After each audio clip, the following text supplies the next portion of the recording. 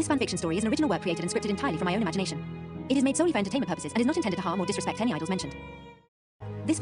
Taking a slow sip of my coffee, I leaned back against the cushions.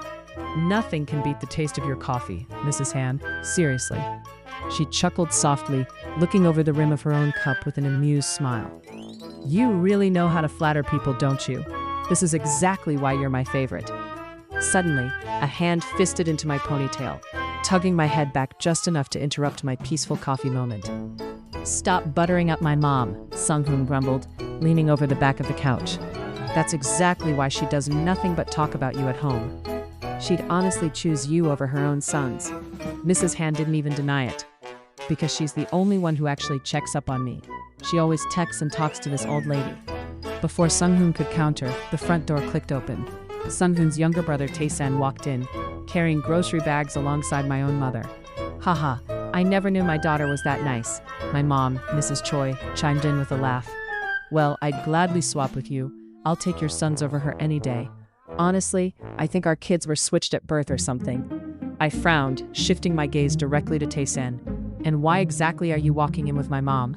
Sunghoon smirked, catching on instantly. Don't tell me you're on some secret mission to get on her good side and worm your way into the family. As a son-in-law? My mom added, raising her eyebrows teasingly.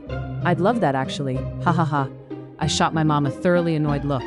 Keep dreaming, Mom. I actually have standards and eyes for a good man. Sunghoon let out a loud scoff.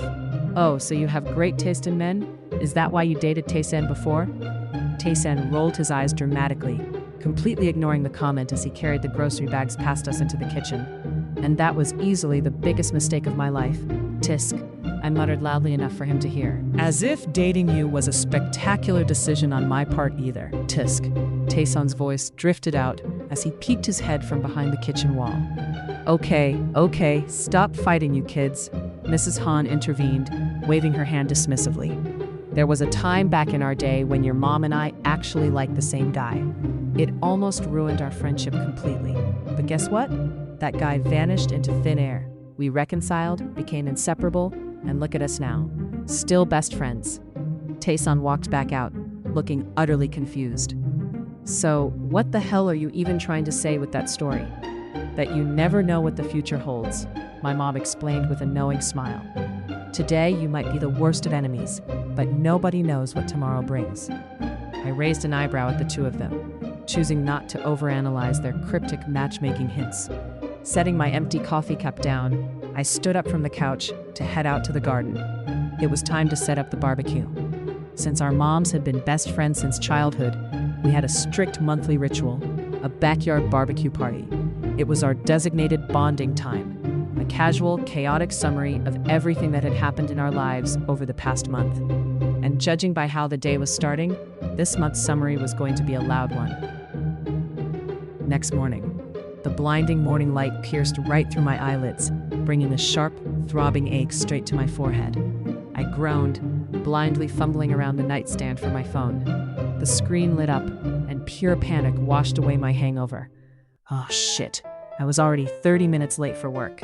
I bolted out of bed and rushed into the bathroom. Even though this was technically a guest room in the Han household, it was basically my room, packed with my clothes and essentials, since I crashed here so often. I brushed my teeth like a manic person and scrambled into the sharpest corporate outfit I could find. Bursting out into the hallway, I instantly collided with Sunghoon, who was sprinting out of his room while frantically tying his tie. Tisk, you're late too? I hissed. Tell me about it, he panted, glancing toward his brother's empty room. Now what's the use of you having a brother? Tisk, I muttered, as we both realized Taesan was already gone. He left already? Wah, that bastard didn't even bother waking us up. We hurried down the stairs to the living room. In complete contrast to our chaotic energy, our moms were sitting by the window, exuding peaceful, elegant morning vibes over coffee. They turned to look at our frantic state, completely unfazed.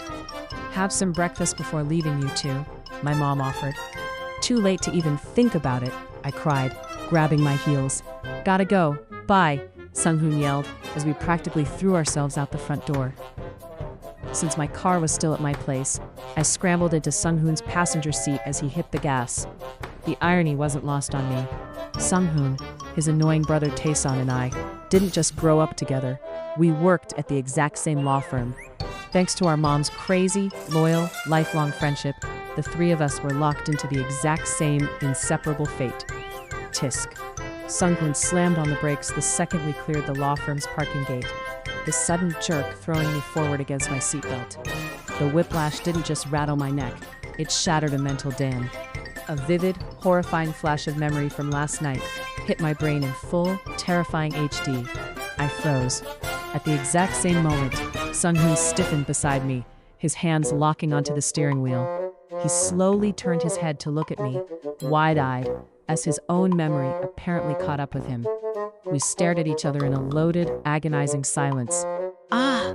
I suddenly screamed, ruffling my hair into a chaotic mess and frantically hitting my palms against the dashboard. Sunghoon let out a heavy, stressed sigh, looking at me with a mix of pity and sheer disbelief. "You two, yesterday? Did you really?" "Just shut up," I snapped, my face burning as I grabbed my bag. "We're getting late." I practically threw myself out of the passenger side and stormed into the building. As I hurried down the polished hallway toward my office, I kept squeezing my eyes shut, trying to piece together the blurry, alcohol-fueled gaps of whatever the hell had happened between Taesan and me last night. Before I could even put my bag down, my phone buzzed with an urgent text. "All hands in the main meeting room, now." Bracing myself, I pushed the glass door to the meeting room open. My heart did a violent flip. Taesan was already sitting there. The second our eyes met, I sharply whipped my gaze toward the whiteboard, pretending to be intensely fascinated by the quarterly schedule. As the firm's senior partners took their seats, they didn't waste any time. "Since you two are our top-performing attorneys, we're handing this high-profile new case over to you. We expect you to lead it together." I let out a silent internal scream. Great, perfect, just what I needed. The heads wrapped up the briefing and filed out of the room, leaving a suffocating silence in their wake. For a long moment, neither of us moved. Finally, we stood up at the exact same time, both of us meticulously avoiding each other's gaze. "So, we're working together," Taesan muttered, clearing his throat and looking everywhere but at me. "Great, wow. Yeah, whatever," I mumbled, clutching my file to my chest like a shield before turning on my heel to escape. Later that afternoon, Taesan and I were huddled around a large table with our subordinates to map out the strategy for the new case. Once the intense brief finally wrapped up, everyone slumped back in their chairs, officially on break. To break the silence, one of our rookie trainees, Won-hee, leaned forward with an amused grin. "Oh, by the way, have you guys heard about that legendary story from our university's law department? Apparently, these two exes got utterly wasted at their final year-end party out of sheer anger and lingering possessiveness over each other. And guess what? They actually got engaged that night." Cough. Hack. I violently choked on my iced Americano, a sharp burn rushing up my throat. Right across from me, a loud, wet splutter echoed through the room as Taesan simultaneously choked on his own drink. Won-hee blinked, jumping slightly in her seat. "Oh, are you two okay?" "Yes," I gasped out, quickly wiping my mouth with a napkin, trying to force my voice into a casual register. My heart was pounding against my ribs. "So, what did they do the next day? Did they actually take it seriously, or what?" "Oh yes," Won-hee nodded eagerly, completely oblivious to our internal crises. "They acted like they had absolutely no other choice because they'd already put the rings on each other's fingers. They totally could have just called it off, but internally, neither of them actually wanted to. They just used the uncontrollable situation as an excuse so they wouldn't have to back out." Suddenly, Taesan slammed his cup down. He stood up so fast his chair screeched against the linoleum, taking the story entirely too personally. "Who even takes things said and done while drunk seriously?" Taesan yelled, his voice a pitch higher than usual. "Are they crazy or what? If I say I'm going to kill someone while I'm drunk, am I actually going to go out and do it when I'm sober? No. Or if I go to our parents and say I'm going to marry her because we're drunk, does that mean I'll actually do?" He froze. The room went dead silent. The words had slipped out of his mouth completely unconsciously, triggered entirely by Won-hee's story.